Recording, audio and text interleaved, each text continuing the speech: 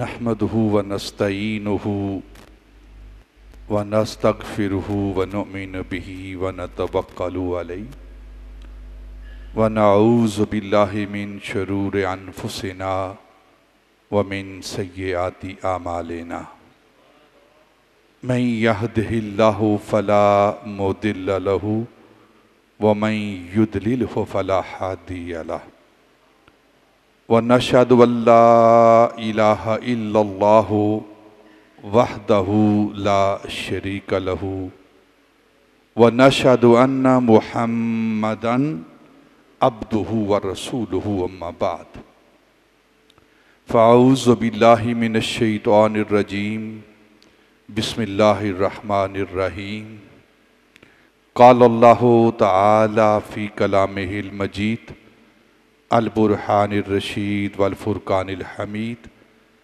ولا تحسبن الذین قتلوا فی سبیل اللہ اموات بل احیاء عند ربهم یرزقون صدق اللہ مولانا العظیم وصدق رسولہ النبی الکریم ونحن علی ذلک من الشاہدین والشاکرین والحمد للہ رب العالمین وقال النبی صلی اللہ علیہ وسلم خیر الناس قرنی ثم الذین یلونہم ثم الذین یلونہم ثم الذین یلونہم وقال اللہ تعالی فی مقام آخر ان اللہ وملائکتہ یصلون علی النبی یا ایہا الذین آمنوا صلو علیہ وسلموا تسلیما الصلاۃ والسلام علیک یا سیدی یا رسول اللہ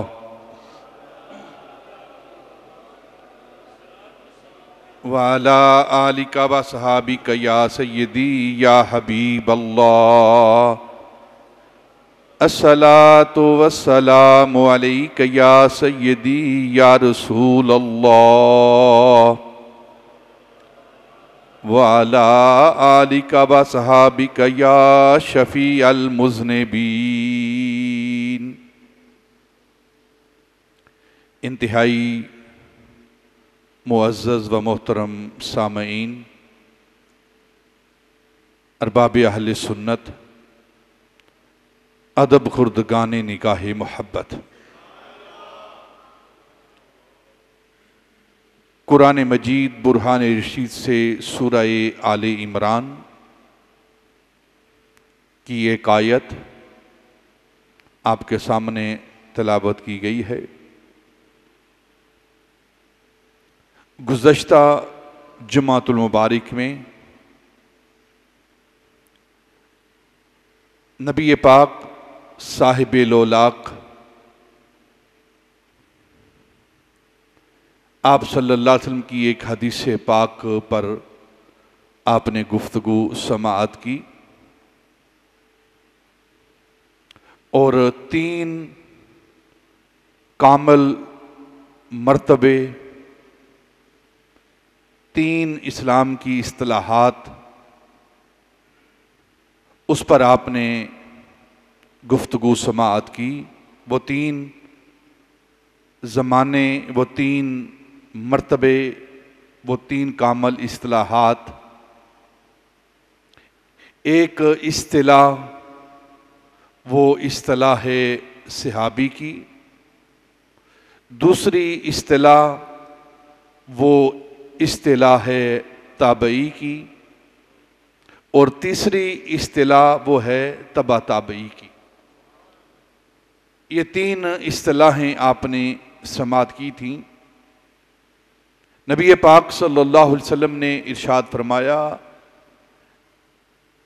خیر الناس قرنی، سب سے بہترین لوگ، خیر والے لوگ وہ میرے زمانے کے لوگ ہیں، وہ میرے زمانے کے لوگ ہیں۔ اور وہ کون لوگ ہیں؟ یہ بخاری اور مسلم کی حدیث پاک ہے۔ وہ لوگ جن کو نبی پاک صلی اللہ علیہ وسلم نے فرمایا میرے زمانے کے وہ لوگ ہیں، وہ صحابہ رضوان اللہ تعالی علیہم اجمعین کی پاک طیب ذاتیں ہیں۔ اور ثم الذین یلونہم، پھر نبی پاک صلی اللہ علیہ وسلم فرمایا پھر ان کے بعد خیر والے لوگ، بہترین لوگ، افضل لوگ، اعلیٰ لوگ، عرفہ لوگ، وہ کون ہیں؟ ثم الذین یلونہم، جو میرے صحابہ کے ساتھ ملے ہوئے ہیں، میرے صحابہ کے ساتھ جو ملے ہوئے ہیں، جن کا زمانہ میرے صحابہ کے زمانے کے ساتھ ملحق ہے، ملا ہوا ہے، وہ بہترین لوگ ہیں۔ یہ فرمان رسالت ہے۔ پھر اس کے بعد نبی پاک صلی اللہ علیہ وسلم نے فرمایا ثم الذین یلونہم، پھر بہترین وہ لوگ ہیں، بہترین زمانہ وہ زمانہ ہے، بہترین امتی وہ امتی ہیں جو میرے صحابہ کو دیکھنے والوں کے ساتھ ملے ہوئے ہیں۔ جو نبی پاک صلی اللہ علیہ وسلم کا زمانہ وہ صحابہ کا زمانہ ہے، اور جس نے نبی پاک صلی اللہ علیہ وسلم کو سر کی آنکھوں سے حالت ایمان میں اور خاتمہ بالایمان تک زندگی گزاری ہے، جس نے نبی پاک کے چہرہ بددحا کو دیکھا ہے، اسے صحابی کہتے ہیں، اور جس نے صحابی کو دیکھا ہے ایمان کی حالت میں، اسے تابعی کہتے ہیں، اور جس نے تابعی کو دیکھا ہے اس کو تابعی کہتے ہیں۔ اور تابعین میں سے ایک ہستی کا ذکر آپ نے گزشتہ جمعۃ المبارک میں سماعت کیا، وہ ہستی وہ عمر ثانی امیر المؤمنین سیدنا عمر بن عبدالعزیز رضی اللہ تعالیٰ عنہ کا ذکر پاک آپ نے سماعت کیا۔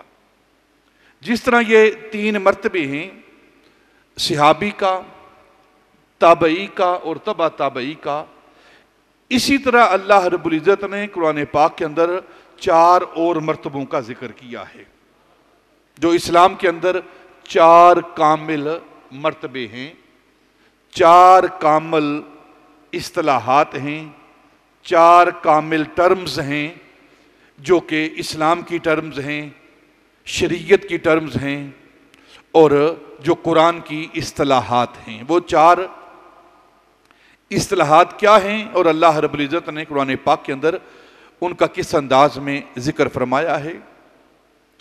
انعم اللہ علیہم من النبیین والصدیقین والشہداء والصالحین وحسن اولئک رفیقا۔ یہ وہ 4 مرتبے ہیں، کامل مرتبے، جن مرتبوں کو اللہ رب العزت نے اپنے قرآن کے اندر، اپنے کلام کے اندر بیان کیا ہے۔ وہ کون سے مرتبے ہیں؟ اللہ رب العزت ارشاد فرماتے ہیں، اور ہمیں حکم ہے کہ ہم اپنی نماز کے اندر دعا کریں، اے اللہ ہمیں ان لوگوں کا راستہ دکھا جن لوگوں پر تم نے انعام کیا ہے۔ صراط الذین انعمت علیہم اہدنا الصراط المستقیم، ہمیں سیدھا راستہ دکھا۔ نماز کے اندر 5 وقت دن میں ہم یہ پڑھتے ہیں اور اللہ کی بارگاہ میں دعا کرتے ہیں۔ دعا کیا کرتے ہیں؟ اے اللہ ہمیں صراط مستقیم دکھا، اس پر ہدایت اس پر قائم رکھ۔ اور یہ صراط مستقیم کیا ہے؟ ان لوگوں کا راستہ جن پر تو نے انعام کیا ہے، جن پر تو نے انعام کیا ہے، ان لوگوں کا راستہ دکھا اور اس راستے پر ہمیں ثابت قدم رکھ۔ پھر قرآن کی تفسیر کرتا ہے۔ اللہ رب العزت کی بارگاہ میں ہم سوال کرتے ہیں، یا اللہ تو نے ہمیں دعا کا حکم دیا ہے، نماز کے اندر دعا کرو اور ان لوگوں کا راستہ مانگو جن لوگوں پر میں نے انعام کیا ہے، تو یا اللہ وہ کون لوگ ہیں؟ تو تو اللہ فرماتا ہے میرے قرآن کو پڑھو، انعم اللہ علیہم من النبیین والصدیقین والشہداء والصالحین وحسن اولئک رفیقا۔ جن لوگوں پر میں نے انعام کیا ہے وہ کون ہیں؟ وہ انبیاء ہیں، پہلا گروہ، پہلی جماعت، پہلا کامل مرتبہ وہ انبیاء کا مرتبہ ہے، پھر صدیقین، پھر صدیقین کا مرتبہ ہے، والشہداء، اور پھر شہیدوں کا، جنہوں نے جام شہادت نوش کیا ہے ان لوگوں کا مرتبہ ہے۔ تیسرا مرتبہ کامل مرتبہ وہ شہادت کا مرتبہ ہے، والصالحین، اور چوتھا مرتبہ وہ صالحیت کا، وہ ولایت کا مرتبہ ہے، وحسن اولئک رفیقا، اور یہ کتنے بہترین دوست ہیں یہ سارے، کتنے بہترین دوست ہیں یہ کون؟ جس جماعت میں انبیاء ہوں، جس جماعت میں صدیقین ہوں، جس جماعت میں شہداء ہوں، جس جماعت میں ولی ہوں، صالحین، جس جماعت میں ولی ہوں،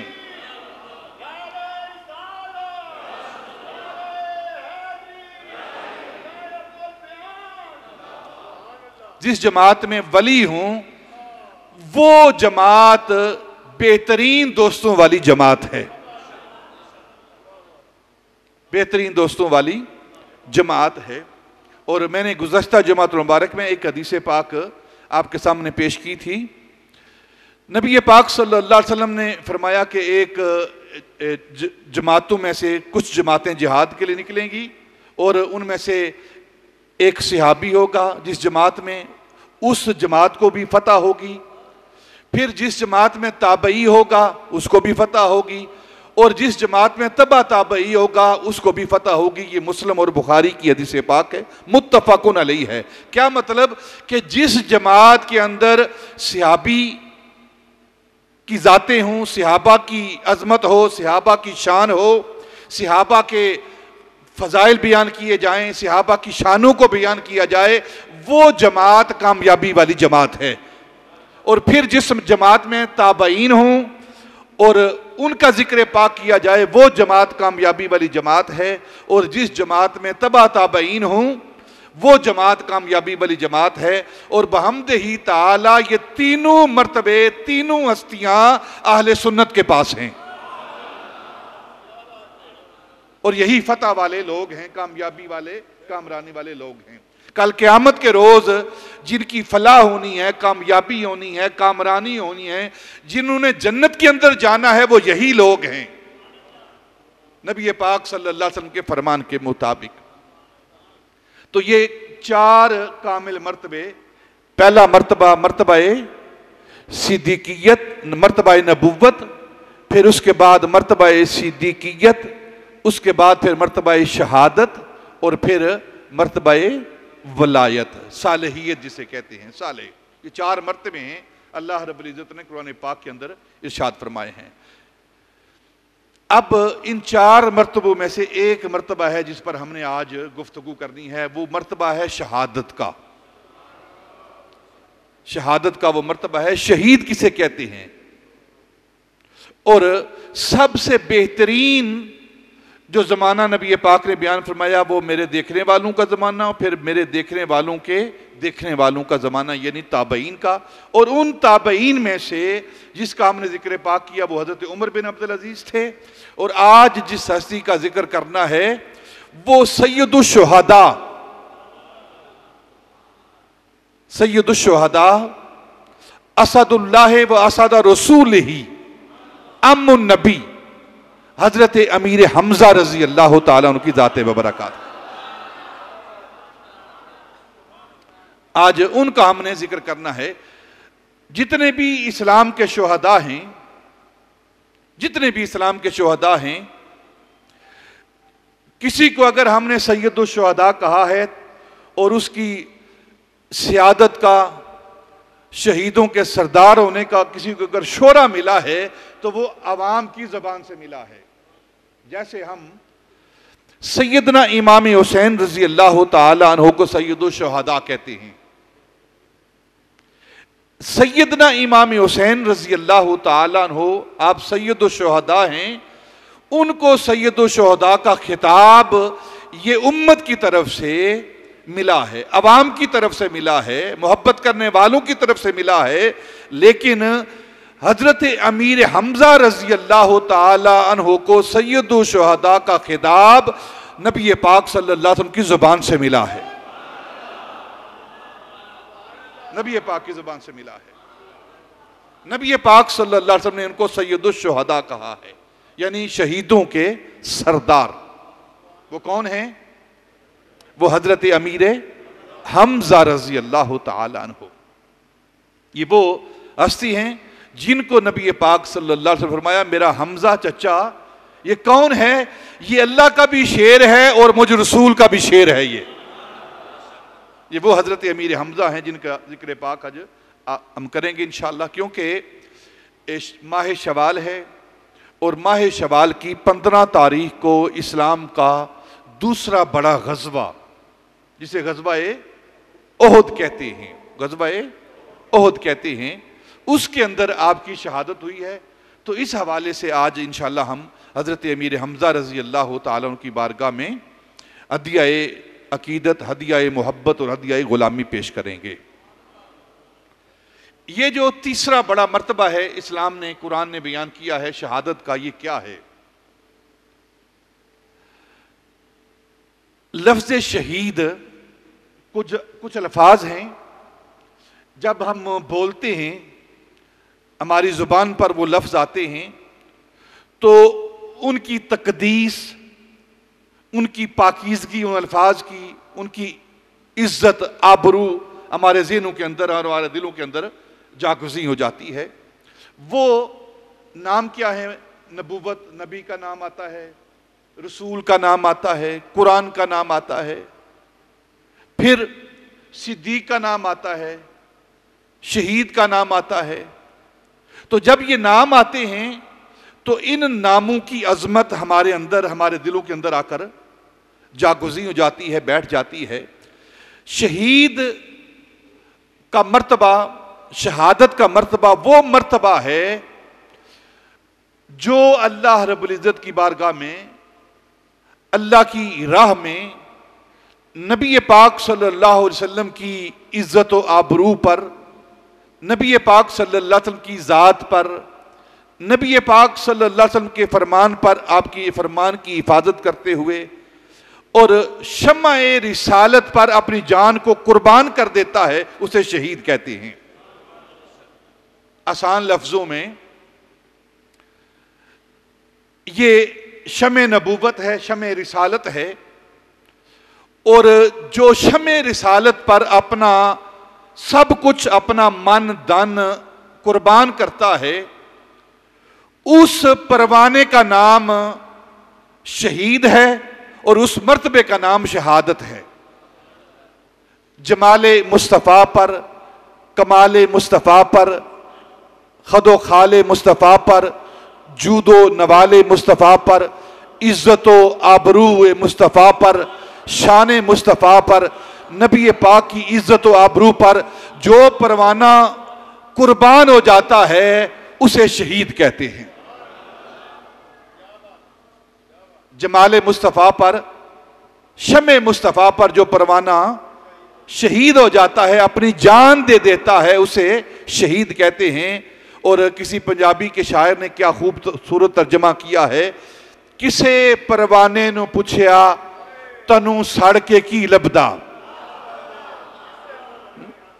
کسے پروانے نو پوچھیا تنو سڑ کے کی لبدا، انہیں کیا او بے سمجھا جمال یار دی خاطر۔ بولو نا سبحان اللہ۔ انہیں کیا او بے سمجھا جمال یار دی خاطر، اور کوئی مطلع نہیں، جمال یار دی خاطر۔ یہ مرتبہ شہادت کا مرتبہ کیسا مرتبہ ہے؟ ہم اس کے حوالے سے لفظ بولتے ہیں کہ جو اللہ کی راہ میں مر جاتا ہے، جس پر موت آ جاتی ہے اللہ کی راہ میں، وہ اس کو شہید کہتے ہیں. اور قرآن نے ایسے شخص کے لیے جو اللہ کی راہ میں اپنی جان دے دیتا ہے اس کو مردہ کہنے سے منع کیا ہے. مردہ کہنے سے منع کیا ہے. وہ شہید زندہ ہوتا ہے. وَلَا تَقُولُوا لِمَن يُقْتَلُ فِي سَبِيلِ اللَّهِ أَمْوَاتٌ بَلْ أَحْيَاءٌ وَلَكِن لَا تَشْعُرُونَ. قرآن کہہ رہا ہے کہ جو اللہ کی راہ میں اپنی جان دے دیتے ہیں انہیں مردہ نہیں کہنا. وہ مردہ نہیں ہیں. وَلَا تَقُولُوا مردہ نہیں, تم نے انہیں مردہ نہیں کہنا. اچھا پھر یا اللہ مردہ تو کہتے نہیں, زبان سے لفظ ادا نہیں کرتے کیونکہ خون نکلا ہے, گلا کٹا ہے, جان گئی ہے, وہ بھی عام لوگوں کی طرح زمین پر پڑا ہوا ہے, چلو اس کو ہم مردہ سمجھ لیتے ہیں. کہتے نہیں, تو نے کہا ہے کہ نہ کہو, کہتے نہیں لیکن اس کو مردہ سمجھ لیتے ہیں کیونکہ وہ بے جان پڑا ہوا ہے. اللہ فرماتا ہے نہ, وَلَا تَحْسَبَنَّ الَّذِينَ قُتِلُوا فِي سَبِيلِ اللَّهِ أَمْوَاتٌ بَلْ أَحْيَاءٌ عِندَ رَبِّهِمْ يُرْزَقُونَ. صرف انہیں مردہ کہنا ہی نہیں بلکہ انہیں مردہ سمجھنا بھی نہیں. تَحْسَبَنَّ الَّذِينَ قُتِلُوا فِي سَبِيلِ اللَّهِ أَمْوَاتٌ, انہیں مردہ سمجھنا بھی نہیں. نہ انہیں مردہ کہنا ہے اور نہ انہیں مردہ سمجھنا ہے.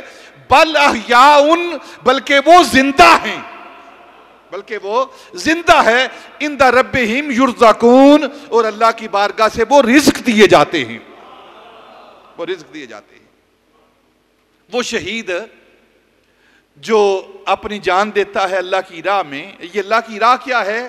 وہ نبی پاک صلی اللہ علیہ وسلم کی ذات و برکات ہے. اللہ کی راہ کیا ہے؟ جسے ہم صراط مستقیم کہتے ہیں, سبیل اللہ کہتے ہیں, اللہ کی سبیل کہتے ہیں. یہ سبیل کیا ہے؟ یہ صراط مستقیم کیا ہے؟ یہ حبل اللہ کیا ہے؟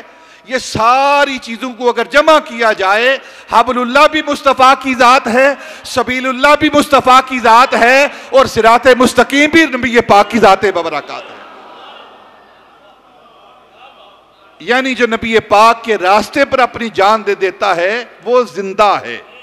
وہ زندہ ہے, نہ اسے مردہ کہنا ہے اور نہ اسے مردہ سمجھنا ہے, مردہ گمان کرنا ہے, بلکہ وہ زندہ ہے اور اس کی زندگی کا تمہیں شعور نہیں, اور اللہ رب العزت کی بارگاہ سے وہ رزق دیا جاتا ہے.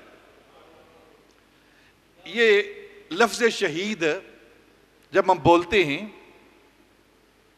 ایک عجیب تقدس ہمارے ذہنوں کے اندر آتا ہے, اور اس شہید کی مثال اگر سمجھنا چاہیں کہ جان دے دیتا ہے, اپنا سب کچھ قربان کر دیتا ہے, تو اس کی مثال کیسی ہے؟ اس کی مثال شمع جیسی ہے. موم بتی, کینڈل جسے کہتے ہیں آپ, اس کی مثال ہے. جب شمع کو جلایا جاتا ہے, موم بتی کو جلایا جاتا ہے, کینڈل جلائی جاتی ہے, تو وہ کیا کرتی ہے کہ آہستہ آہستہ وہ پگھلتی ہے. اپنا وجود, اپنی ہستی, اپنی زیست, اپنی زندگی کو وہ ختم کرتی جاتی ہے. جوں جوں رات بیتتی جاتی ہے موم بتی کا وجود ختم ہوتا جاتا ہے. اپنی وہ ہستی کو, اپنی ذات کو فنا کر کے, ختم کر کے, نتیجہ کیا نکالتی ہے وہ شمع؟ وہ رات کو روشن کر دیتی ہے, رات کو زندہ کر دیتی ہے. اپنی ہستی کو فنا کر دیتی ہے لیکن رات کو زندہ کر دیتی ہے. اسی طرح شہید اپنی ذات کو فنا کر دیتا ہے, قوم کو زندہ کر دیتا ہے. قوم کو زندہ کر دیتا ہے. شہید کا جو لہو ہے وہ خون کی زکات ہے. شہید کا جو لہو ہے وہ خون کی زکات ہے. شہید کی جو موت ہے وہ قوم کی حیات ہے. وہ قوم کی حیات ہے. شہید مرتا ہے, جان دے دیتا ہے, لیکن قوم کو زندہ کر دیتا ہے. جس طرح شمع رات کو زندہ کر دیتی ہے, اسی طرح شہید قوم کو زندہ کر دیتا ہے. اس کی مثال اگر آپ نے سمجھنی ہو اور اس کا عملی نمونہ دیکھنا ہو تو میدان کرب و بلا میں سیدنا امام حسین کو دیکھو. سیدنا امام حسین رضی اللہ تعالی عنہ, آپ نے میدان کرب و بلا میں اپنی جان دی، اون و محمد کی جان دی، علی اصغر کی جان دی، علی اکبر کی جان دی، قاسم و عباس کو شہید کروایا. یہ سب کو شہید کروا کے اپنے ہستی کو ختم کیا، اپنی ذات کو ختم کیا، اپنے وجود کو فنا کیا. بظاہر ان کا وجود فنا ہو گیا ہے، ختم ہو گیا ہے، ہماری آنکھوں سے اوجھل ہو گیا ہے، لیکن اپنا وجود دے کر، قربان کر کے، شہید ہو کر پھر انہوں نے اسلام کو زندہ کر دیا ہے. قتل حسین اصل میں مولانا محمد علی جوہر، قتل حسین اصل میں مرگ یزید ہے. اسلام زندہ ہوتا ہے ہر کربلا کے بعد، ہر کربلا کے بعد. یہ جو شہید ہے یہ اپنی جان دے کر، اپنا آپ قربان کر کے، مال کو قربان کر کے، اپنی جان کو قربان کر کے، اولاد کو قربان کر کے، اپنا سب کچھ قربان کر کے قوم کو زندہ کرتا ہے، اسلام کو زندہ کرتا ہے. اور پھر جو ساری کائنات کو زندہ کر دیتا ہے، اسلام کو زندہ کر دیتا ہے، بھلا وہ اسلام کو زندہ کرنے والا خود مردہ کس طرح ہو سکتا ہے؟ وہ خود مردہ کس طرح ہو سکتا ہے؟ وہ زندہ ہے اور قرآن نے اسے زندہ کہا ہے. وَلَا تُقُولُوا لِمَنْ يُقْتَلُ فِي سَبِيلِ اللَّهِ أَمْوَاتٌ بَلْ أَحْيَاءٌ وَلَكِنْ لَا تَشْعُرُونَ. اور دوسرے آیت میں وَلَا تَحْسَبَنَّ الَّذِينَ قُتِلُوا فِي سَبِيلِ اللَّهِ أَمْوَاتٌ بَلْ أَحْيَاءٌ عِنْدَ رَبِّهِمْ يُرْزَقُونَ. اب ایک بات سمجھنے والی ہے، وہ کیا ہے؟ جو انسان ہے، مسلمان ہے، اس کے لیے اس کی زندگی عظیم نہیں ہوتی. انسان کے لیے، جو انسان ہے جس کے اندر انسانیت ہو، اس انسان کے لیے، اس مسلمان کے لیے اس کی زندگی عزیز نہیں ہوتی، مقصد زندگی عزیز ہوتا ہے. مقصد زندگی عزیز ہوتا ہے. آج ہم اپنی جانوں کی حفاظت کر رہے ہیں، جانوں کی حفاظت کر رہے ہیں، کہیں کرونا نہ آ جائے، کہیں بیمار نہ، کہیں مر نہ جائیں، اس چیز کی حفاظت کر رہے ہیں. لیکن اگر ہم قرآن کو پڑھیں، شریعت کو پڑھیں، نبی پاک کے ارشادات کو پڑھیں، اسلامی فلسفہ پڑھیں، اللہ رب العزت نے انسانیت کو بنایا ہے، اپنی مخلوق کو بنایا ہے، پھر اسے مقصد دیا ہے. فرمایا مر تم نے ویسے ہی جانا ہے. تو مسلمان کے لیے اس کی جان عظیم نہیں، جان عزیز نہیں، مسلمان کے لیے اس کا مقصد زندگی عزیز ہے اور عظیم ہے. مقصد زندگی جو ہے وہ عظیم اور عزیز ہے. مثلا انسان کی سب سے بڑی مثال نبی پاک صلی اللہ علیہ وسلم کی ذات ببرکات. آپ مکے میں پیدا ہوئے، مکہ آپ کا آبائی شہر ہے، آبائی گھر ہے. مکے کے اندر آپ کا اپنا گھر ہے، رشتہ دار ہیں، بچپن ہے، مکے کی مٹی ہے. اور خود نبی پاک صلی اللہ علیہ وسلم نے فرمایا کہ وطن کی جو مٹی ہے اس کی محبت ایمان ہے. حب الوطن ایمان، جو وطن کی محبت ہے وہ ایمان ہے، نبی پاک نے فرمایا. اب اسی مکے کے اندر آپ پیدا ہو رہے ہیں، اسی کی مٹی ہے، اس سے محبت ہے. انسان اپنی وطن کی مٹی سے محبت کرتا ہے، اور اسی مٹی کے اندر، اسی وطن کے اندر، اسی شہر کے اندر، اسی قریہ کے اندر اللہ کا گھر بھی ہے، نبی پاک کا اپنا گھر بھی ہے اور اللہ کا گھر بھی ہے. اور اس گھر کے ساتھ نبی پاک کی محبت کا کیا معاملہ ہے؟ جب اس گھر سے جدا ہو رہے ہیں تو نبی پاک نے فرمایا کہ اے کعبہ، تیری خوشبو، تیری محبت اتنی ہے کہ میں تجھے چھوڑ کر نہیں جا سکتا، لیکن میرا مقصد عظیم ہے، اس لیے تجھے قربان کر رہا ہوں. اور نبی پاک صلی اللہ علیہ وسلم نے اپنا وطن، اپنی مٹی، اپنا گھر، اللہ کا گھر، وہ سب کچھ چھوڑا ہے، قربان کیا ہے. کس لیے؟ مقصد کے لیے.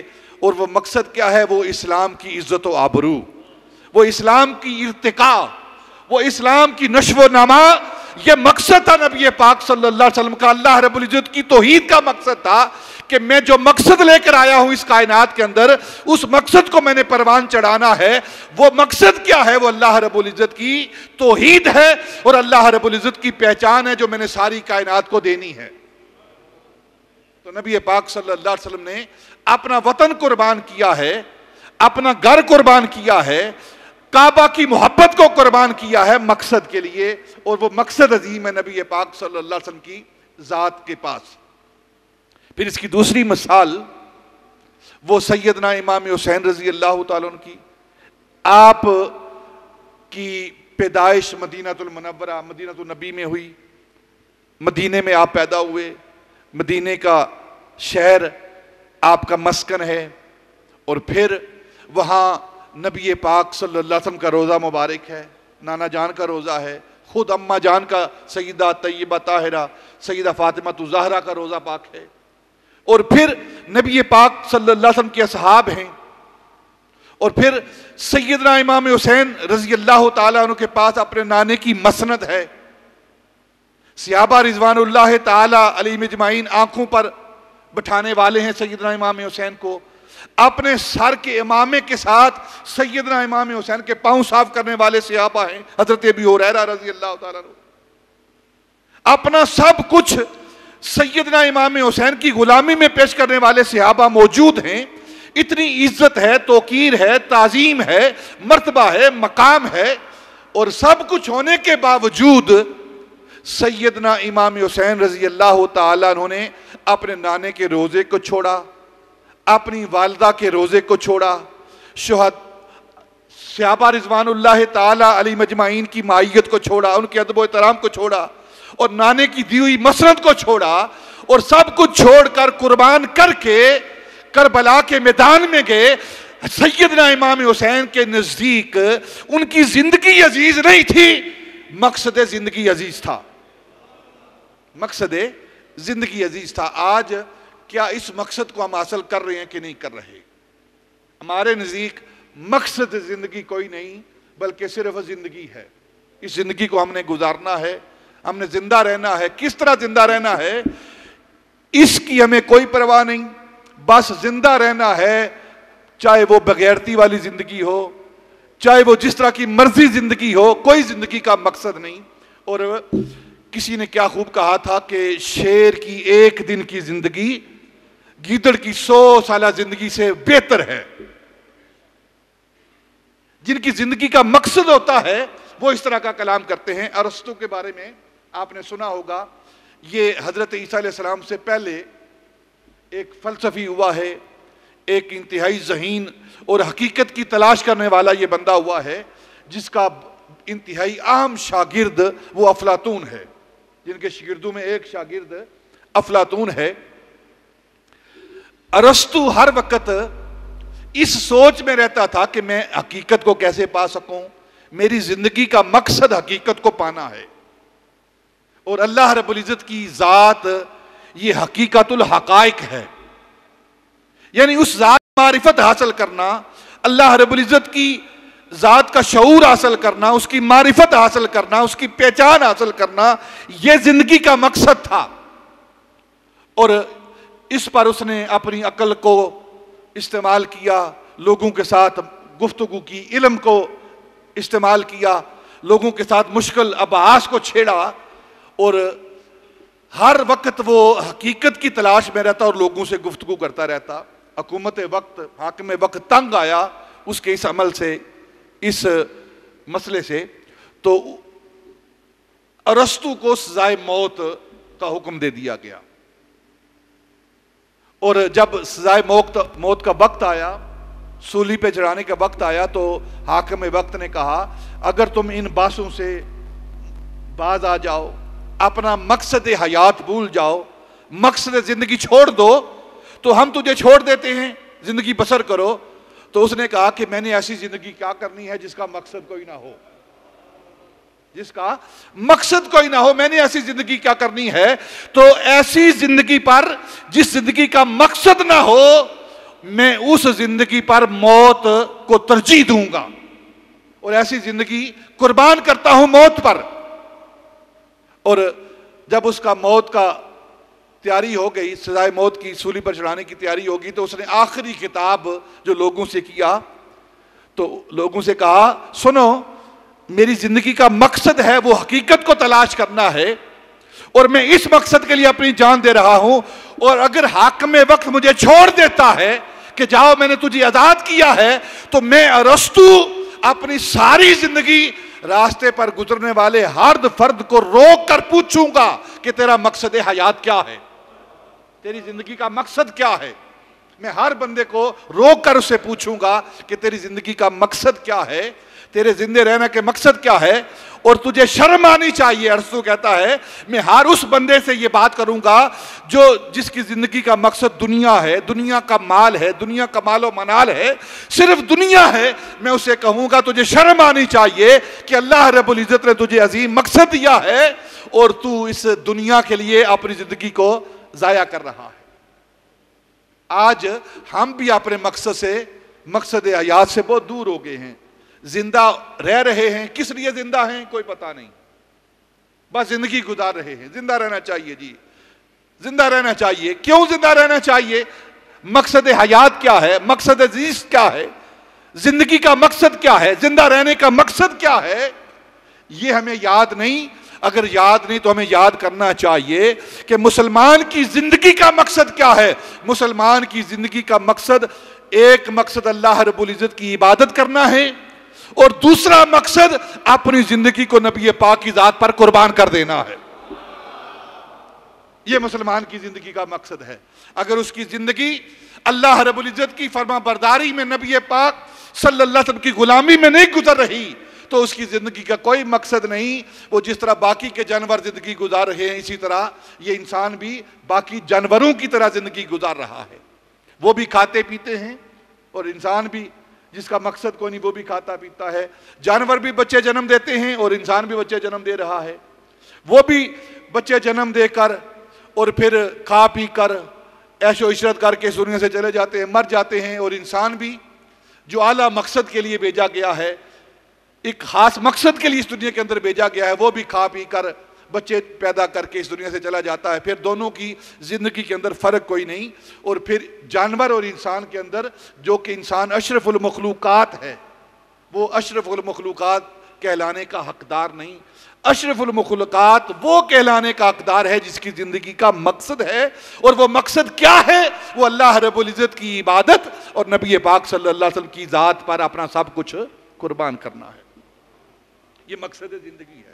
اور شہید جو ہوتا ہے, جس کو اللہ رب العزت نے زندہ کہا ہے کہ مرنے کے بعد بھی تو زندہ ہے, اس کو یہ دائمی زندگی کیوں ملی ہے؟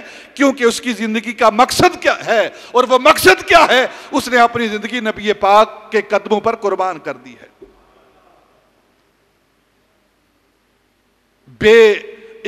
علامہ اقبال کہہ رہا ہے, بے حضوری ہے تیری موت کا راز, بے حضوری ہے تیری موت کا راز.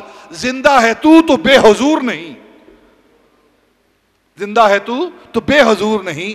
جب انسان حضور والا ہو جاتا ہے, یقین والا ہو جاتا ہے, جس کی زندگی نبی پاک کی غلامی میں گزرنا شروع ہو جاتی ہے, تو پھر وہ بے حضور نہیں رہتا. جب بے حضور نہیں رہتا تو پھر وہ مردہ نہیں رہتا, وہ زندہ ہو جاتا ہے.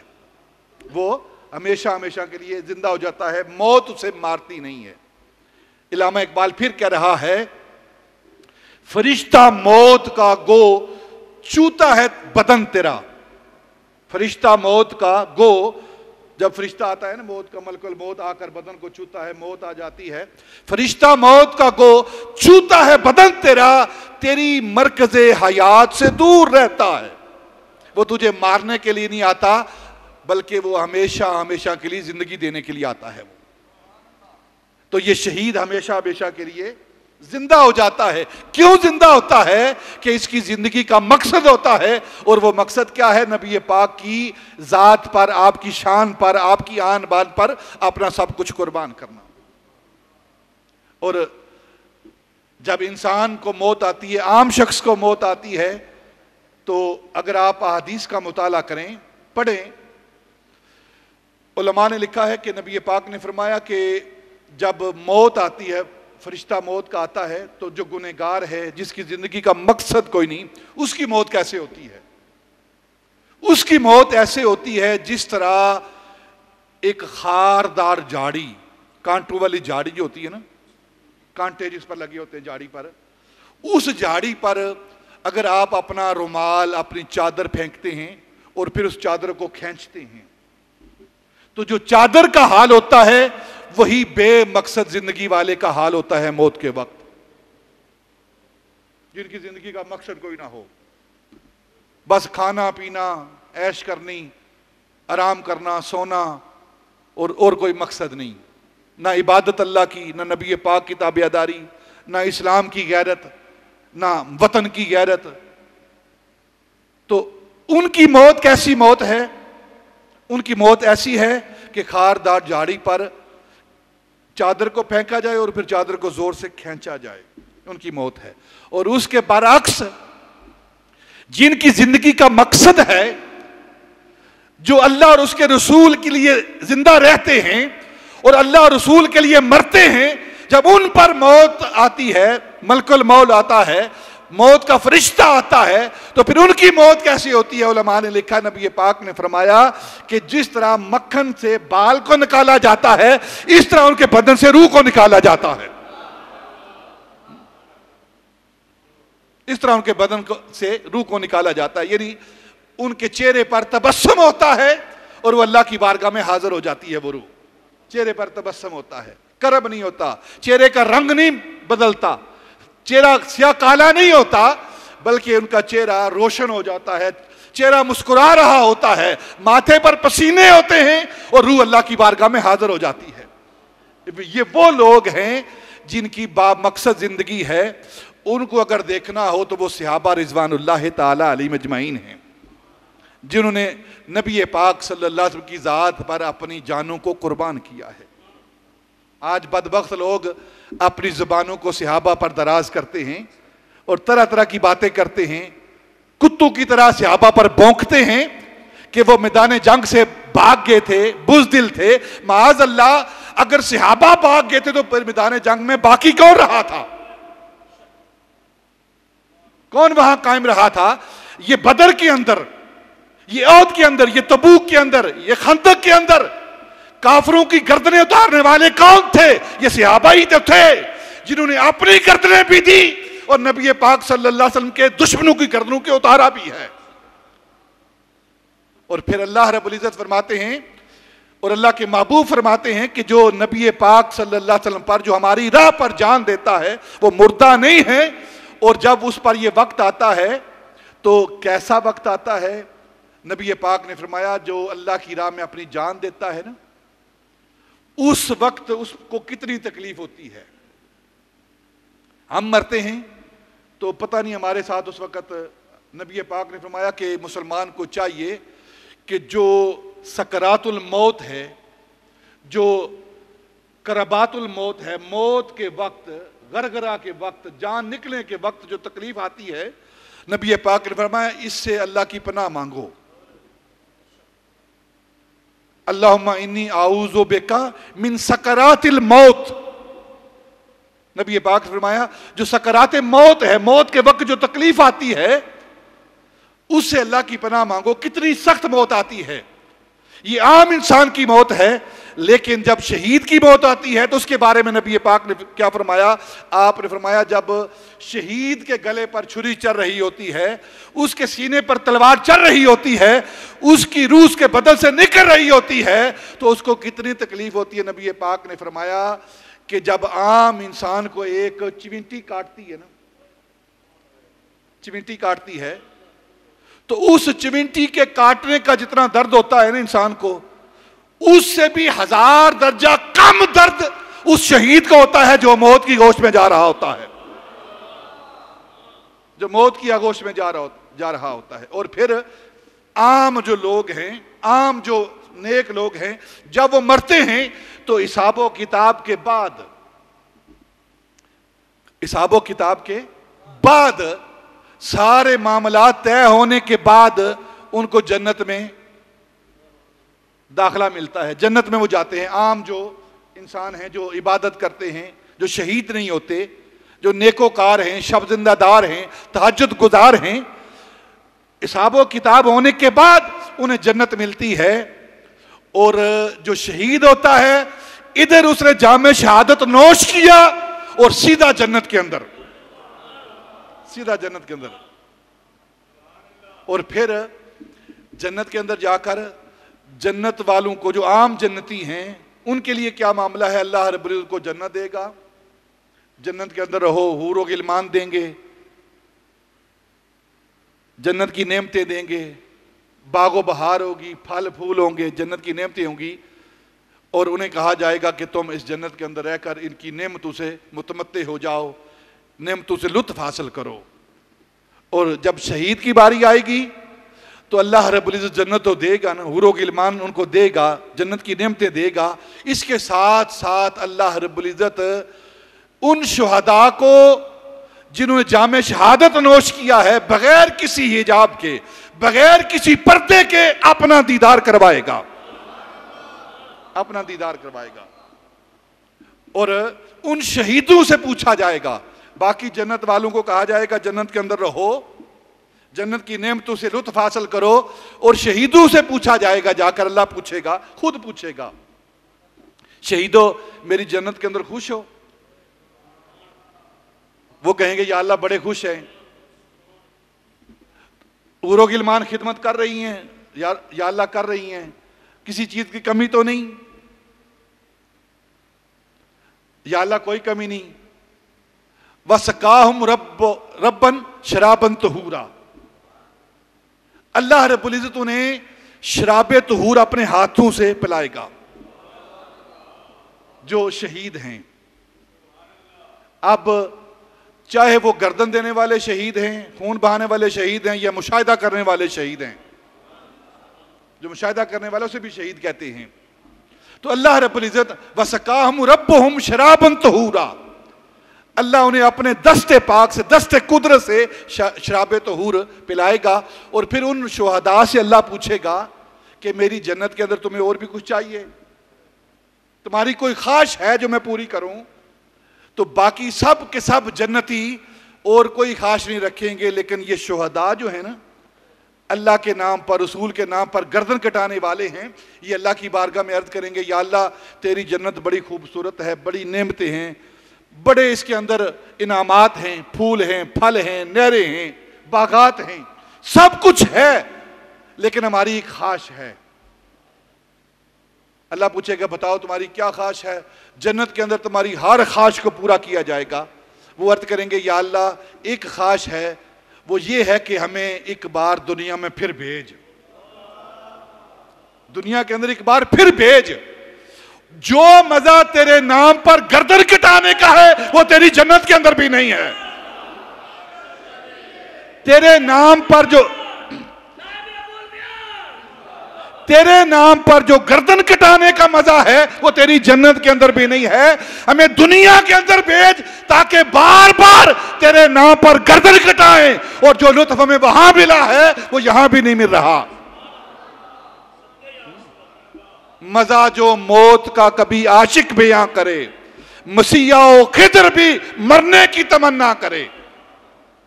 یہ وہ مرتبہ ہے، یہ وہ مقام ہے جو شہادت کا مرتبہ ہے، شہید کا مرتبہ ہے۔ شہید کس مرتبے کا اس اسلام کے اندر اس کا کیا مرتبہ ہے، اور کیا مرتبہ یہ رکھتا ہے، کیا شان رکھتا ہے شہید، کہ جنت کے اندر بھی جا کر وہ واپس آ کر اللہ کی راہ میں اپنے سر کٹانے کی تمنا کرے گا۔ اور ان شہیدوں کے سردار وہ سید الشہداء ہیں، حضرت امیر حمزہ رضی اللہ تعالیٰ عنہ، حضرت امیر حمزہ رضی اللہ تعالیٰ عنہ کی ذات میں۔ آپ نبی پاک نے فرمایا کہ میرا چچا یہ سید الشہداء ہیں، حضرت امیر حمزہ یعنی شہیدوں کے سردار ہیں، ایک بات۔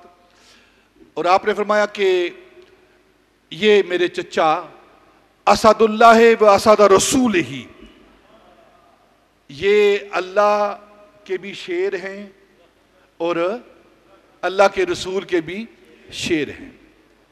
حضرت امیر حمزہ رضی اللہ تعالیٰ عنہ یہ نبی پاک کے چچا ہیں، نبی پاک کے چچا ہیں، اور چچا ہونے کے ساتھ ساتھ جو ان کو باقی نسبتیں حاصل ہیں نبی پاک کی ذات کے ساتھ، وہ ایک نسبت یہ ہے کہ یہ نبی پاک کے رضائی بھائی ہیں، نبی پاک کے رضائی بھائی بھی ہیں۔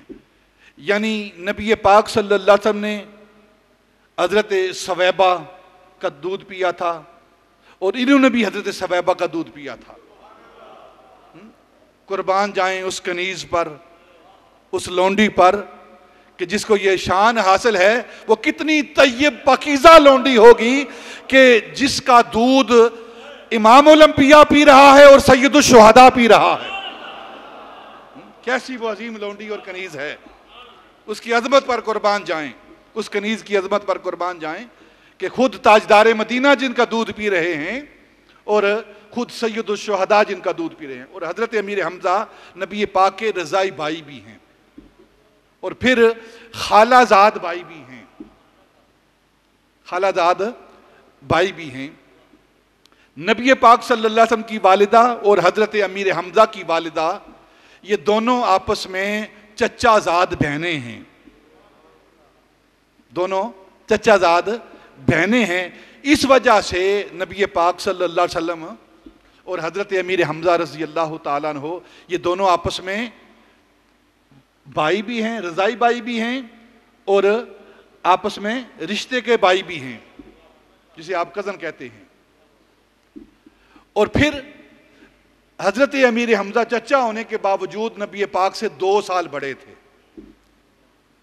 عمر میں 2 سال بڑے تھے۔ جس طرح حضرت عباس رضی اللہ تعالیٰ عنہ یہ نبی پاک سے بڑے تھے، یہ بھی چچا تھے، لیکن چچا ہونے کے باوجود یہ بڑا ہونے کا جو مرتبہ ہے یہ خود ان کی زبان سے سن لیں آپ۔ حضرت عباس رضی اللہ تعالیٰ عنہ سے پوچھا گیا کہ آپ بڑے ہیں یا نبی پاک بڑے ہیں؟ یہ ان سے سوال کیا گیا، آپ بڑے ہیں یا نبی پاک صلی اللہ علیہ وسلم بڑے ہیں؟ تو حضرت عباس جو نبی پاک صلی اللہ علیہ وسلم کے چچا ہیں، ان کا جواب سنیں، مرتبہ کیا سنیں کہ انہوں نے کیا جواب دیا ہے، ان کے نزدیک نبی پاک کی کیا شان ہے صحابہ، اور خود چچا کے ہاں ان کی شان کیا ہے۔ آپ فرماتے ہیں میں اس دنیا میں پہلے آیا ہوں، اس دنیا میں میں پہلے آیا ہوں، لیکن بڑے مجھ سے میرے آقا، ہمارے آقا مولا نبی پاک ہیں۔ دنیا میں پہلے آیا ہوں، یہ نہیں کہا میں عمر میں بڑا ہوں، یہ بھی نہیں کہا، بلکہ آپ فرماتے دنیا میں پہلے آیا ہوں لیکن مرتبے کے حوالے سے ہمارے آقا بڑے ہیں، یہ خود حضرت عباس کہہ رہے ہیں۔ اور حضرت امیر حمزہ رضی اللہ تعالیٰ عنہ آپ نبی پاک صلی اللہ علیہ وسلم سے 2 سال بڑے ہیں، عمر میں 2 سال بڑے ہیں۔ بچپن اکٹھے گزرا ہے، لڑکپن اکٹھے گزرا ہے، جوانی اکٹھے گزری ہے، اور پھر چڑھتی جوانی اکٹھے گزری ہے، اور ایک ایک لمحہ حضرت امیر حمزہ رضی اللہ تعالی عنہ کا وہ نبی پاک کے ساتھ گزرا ہے۔ اور جب نبی پاک صلی اللہ علیہ وسلم نے اعلان نبوت کیا تو 2 نبوی کو، 2 بعثت کو جو ایمان لانے والی ہستی ہے اس کو حضرت امیر حمزہ کہتے ہیں۔ وہ امیر حمزہ رضی اللہ تعالیٰ عنہ ہیں جو 2 نبوی میں نبی پاک صلی اللہ علیہ وسلم پر ایمان کا اظہار کرتے ہیں اور ایمان لے آتے ہیں، وہ حضرت امیر حمزہ۔ بچپن بھی اکٹھا گزرا، لڑکپن بھی اکٹھا گزرا، جوانی بھی اکٹھی گزری، اور جب غزوات کی ہجرت کر کے غزوات کی ابتدا ہوئی تو پہلا غزوہ جو بدر سے بھی پہلا غزوہ ہوا ہے، جسے غزوہ ابواء کہتے ہیں، اس غزوے کی سرداری وہ حضرت امیر حمزہ کو عطا کی گئی۔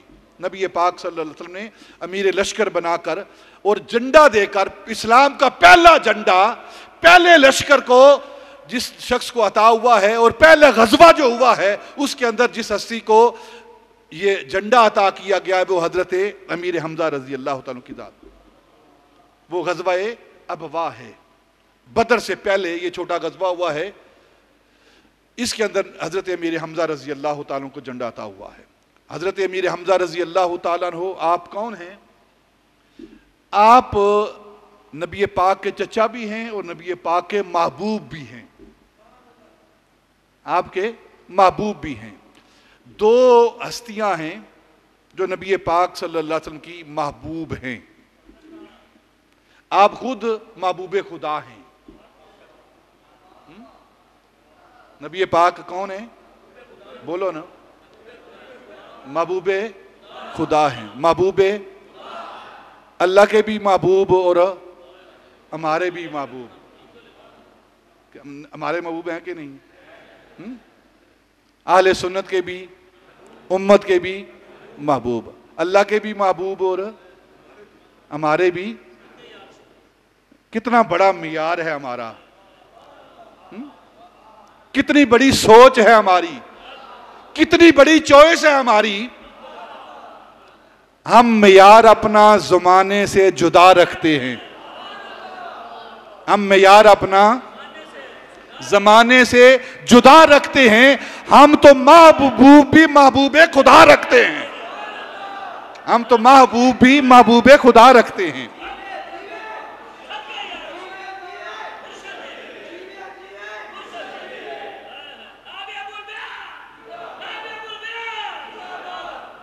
دنیا کو محبوب نہ بناؤ، دنیا محبوب ہونے کے قابل نہیں ہے، یہ مال و دولت محبوب ہونے کے قابل نہیں ہے۔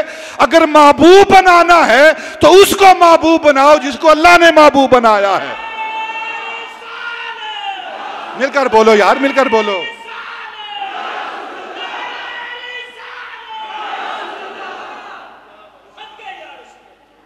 ہم معیار اپنا زمانے سے جدا رکھتے ہیں، ہم تو محبوب بھی محبوب خدا رکھتے ہیں، ہم تو محبوب بھی محبوب خدا رکھتے ہیں۔ لوکاں دے لکھ سہارے، لوکاں دے لکھ سہارے، میرا تو سب کچھ میرا نبی ہے، میرا تو سب کچھ میرا نبی ہے۔ آپ اللہ کے محبوب ہیں، نبی پاک اللہ کے محبوب ہیں، اور حضرت امیر حمزہ نبی پاک کے محبوب ہیں۔ دو ہستیاں ہیں جو نبی پاک کی محبوب ہیں۔ ایک محبوبہ محبوب خدا سیدہ طیبہ طاہرہ سیدہ صدیقہ بنت صدیق، سیدہ عائشہ صدیقہ رضی اللہ تعالی عنہ، یہ محبوبہ محبوب خدا ہیں۔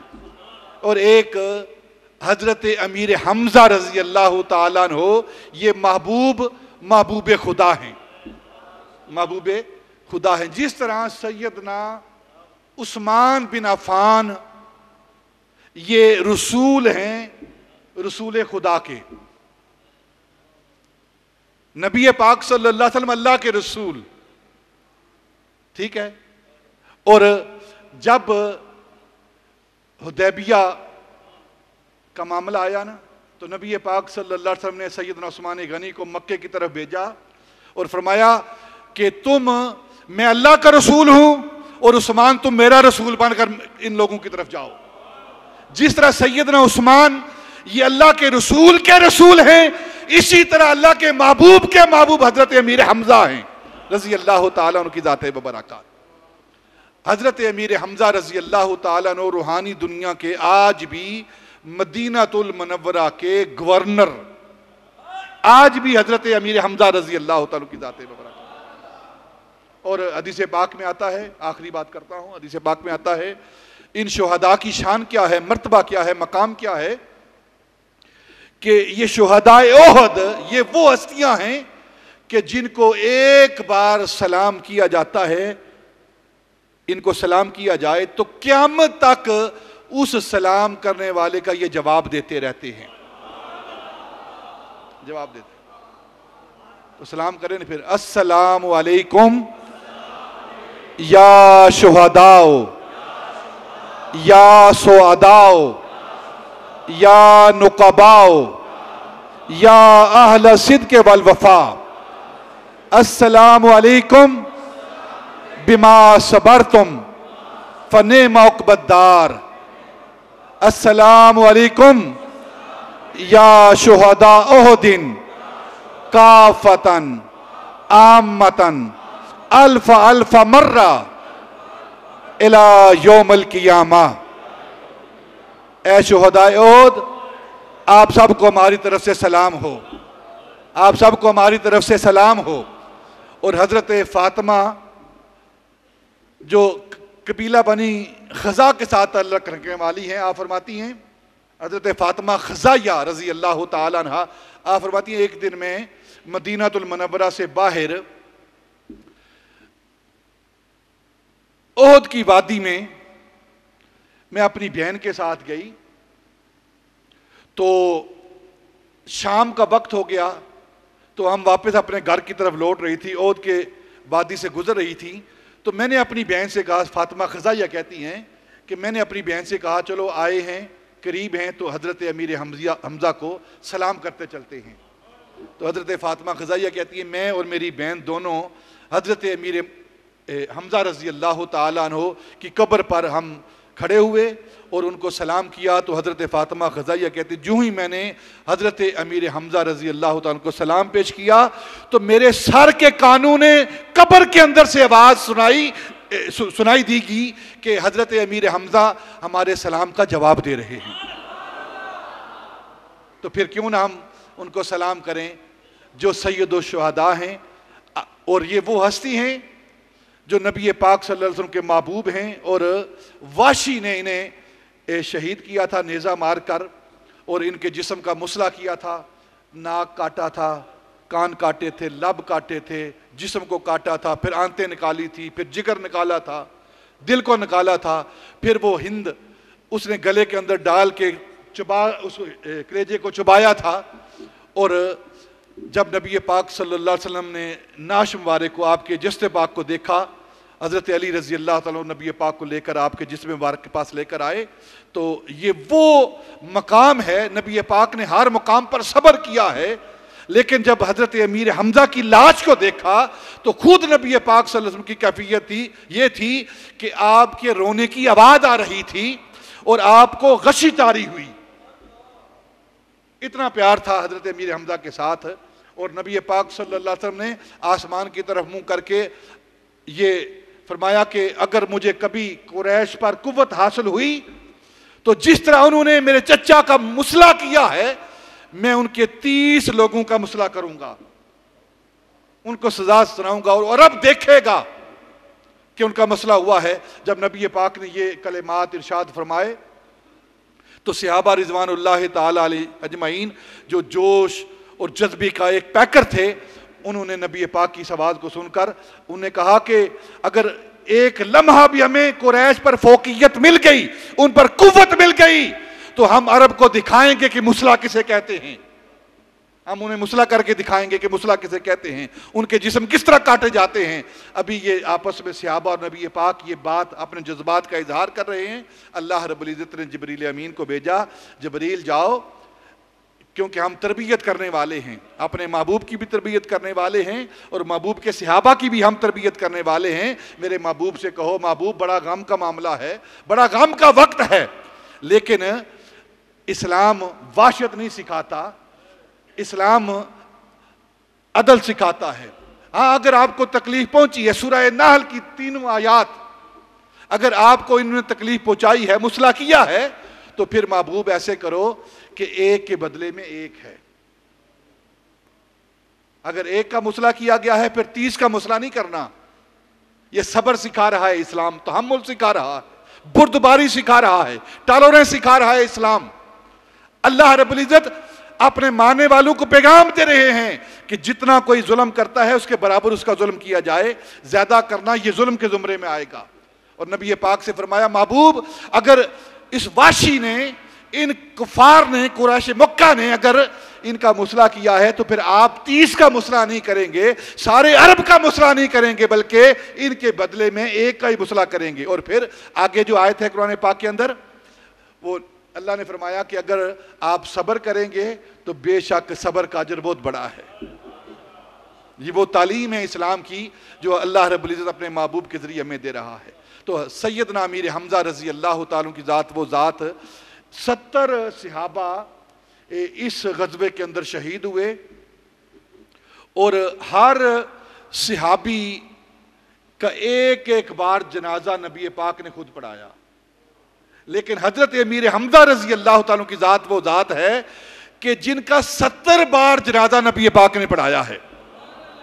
وہ کیسے کہ جب پہلے آپ کا جنازہ لایا گیا، آپ کی میت کو لایا گیا تو نبی پاک نے جنازہ پڑھایا، اور پھر جو شہید تھا اس کی ایک میت کو لایا جاتا، حضرت امیر حمزہ کی میت کے ساتھ اس کو رکھا جاتا اور جنازہ پڑھا جاتا، اور اس صحابی کے جنازے کو اٹھا لیا جاتا اور حضرت امیر حمزہ کے جنازے کو وہاں پڑا رہنے دیا جاتا، اور اس طرح نبی پاک نے 70 بار ان پر نماز جنازہ پڑھی ہے۔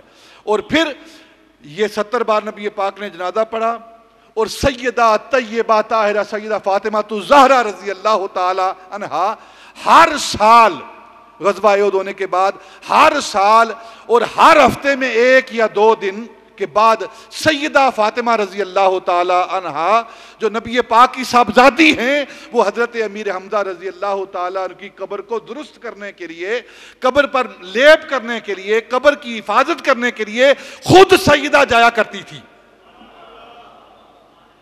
خود حضرت امیر حمزہ کی قبر پر جایا کرتی تھی۔ ہر ہفتے میں 1 بار 2 بار سیدہ فاطمہ جایا کرتی تھی، اور یہی عمل سیدنا ابوبکر صدیق، یہی عمل سیدنا عمر فاروق، یہی عمل سیدنا عثمان غنی، اور پھر یہی عمل جب تک حضرت مولا علی رضی اللہ تعالیٰ عنہ کوفہ منتقل نہیں ہوئے، ان سب کا یہ عمل رہا ہے کہ وہ شہدائے احد کی قبروں پر جایا کرتے تھے۔ تو نبی پاک کے صحابہ کی سنت ہے قبور پر جانا۔ آج پتہ نہیں کس سنت کی بات کی جا رہی ہے۔ اور پھر قبروں کی حفاظت کرنا، قبروں پر لیپ کرنا، ان قبروں کی مرمت کرنا، یہ سیدہ طیبہ طاہرہ سیدہ فاطمہ الزہرا کی سنت ہے۔ اور قبروں کو گرا کر پتہ نہیں کس کی سنت پر عمل کر رہے ہیں۔ قبروں کو گرانا یہ یہود و نصارہ کی سنت ہے، ان کا طریقہ ہے، اور قبروں کی حفاظت کرنا یہ صحابہ کا طریقہ ہے، مسلمانوں کا طریقہ ہے۔ جو حفاظت کر رہے ہیں انہیں ان کا طریقہ مبارک، جو قبروں کو گرا رہے ہیں ان کو یہود و نصارہ کا طریقہ مبارک۔ دونوں اپنا اپنا اجر حاصل کریں گے۔ اور نبی پاک صلی اللہ علیہ وسلم ہر سال شہدائے احد کی قبر پر، ان قبروں پر جاتے، اور جب آخری وقت آیا تو آپ صلی اللہ علیہ وسلم، بخاری اور مسلم کی حدیث پاک ہے کہ نبی پاک نے فرمایا کہ اب میرا ممبر بھی مسجد نبی کا وہاں لے کر چلو، میں وہاں بیٹھ کر شہدائے احد کی قبور کے اندر بیٹھ کر، قبرستان کے اندر بیٹھ کر میں خطاب کروں گا۔ اور نبی پاک نے ممبر پر بیٹھ کر شہدائے احد کی قبروں کے پاس بیٹھ کر، قبروں کے قریب بیٹھ کر نبی پاک صلی اللہ علیہ وسلم نے خطاب کیا ہے۔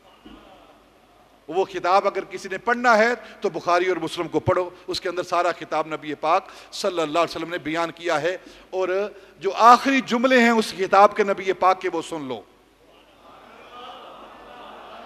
آج ہر طرف سے شرک کی مشینیں چلی ہوئی ہیں کہ قبروں پر نہ جاؤ، وہاں شرک ہوتا ہے۔ قبروں کے اندر بیٹھ کر بخاری اور مسلم کے الفاظ جو نبی پاک کے ہیں انہیں نقل کیے ہیں۔ نبی پاک نے فرمایا، میرے صحابہ سنو، آج قبروں کے اندر بیٹھ کر میں یہ اعلان کر رہا ہوں، خطاب کا آخری جملہ پیش کر رہا ہوں، وہ کیا ہے؟ مجھے تم سے شرک کا کوئی خوف نہیں ہے کہ میری امت شرک کرے گی، تم شرک کرو گے، مجھے اس کا کوئی خوف نہیں۔ مجھے خوف ہے، کس بات کا خوف ہے؟ نبی پاک نے فرمایا اس بات کا خوف ہے کہ تم دنیا دار ہو جاؤ گے، دنیا کی محبت تم پر غالب آ جائے گی، مجھے اس بات کا خوف ہے، شرک کا مجھے کوئی خوف نہیں۔ نبی پاک کہتے ہیں مجھے امت سے شرک کا کوئی خوف نہیں، اور امت لگی ہوئی ہے کہ یہ امت مشرک ہو گئی ہے، مشرک ہو گئی ہے، مشرک ہو گئی ہے، اور پھر قبرستان کے اندر بیٹھ کر یہ بات کی جا رہی ہے۔ اور بخاری اور مسلم کے یہ لفظ ہیں، نبی پاک نے احد کی قبور کے پاس بیٹھ کر ممبر پر جلوہ افروز ہو کر یہ خطاب کیا ہے، مجھے شرک کا کوئی خوف نہیں ہے۔ مجھے اگر خوف ہے تو کس چیز کا خوف ہے؟ کہ میری امت دنیا دار ہو جائے گی۔ تو اس کا جواب دیتے ہیں جی، کہتے ہیں وہ صحابہ کے بارے میں تھا، صحابہ دنیا دار تھے؟ صحابہ دنیا دار نہیں تھے، ان پر دنیا غالب آئی تھی۔ ان کی تو حالت یہ تھی کہ جب وہ بدر میں جا رہے تھے تو کسی کے پاس پجامہ ہے تو کرتا نہیں، 70 میل کا فاصلہ ہے، رمضان کا مہینہ ہے اور ایک کھجور کی گٹلی کو کھجور کو چوس کر صبح روزہ رکھا جا رہا ہے اور جو باقی بچ گئی ہے اسی سے روزہ کھولا جا رہا ہے. یہ تو ان کا کھانا تھا.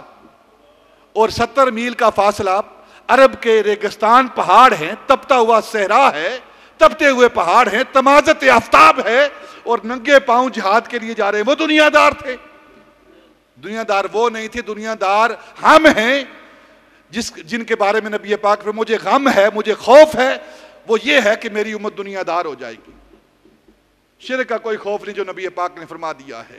اب قبروں پہ جانے سے شرک نہیں ہوتا. یہ انبیاء کی، یہ نبی پاک کی، یہ صحابہ کی، یہ سیدہ طیبہ طاہرہ سیدہ فاطمہ کی سنت مبارکہ ہے. اور وہی طریقہ جو صحابہ کا طریقہ تھا آج وہی اہل سنت کا طریقہ ہے. اللہ اس طریقے پر ہمیں قائم و دائم فرمائے. وما علینا الا البلاغ.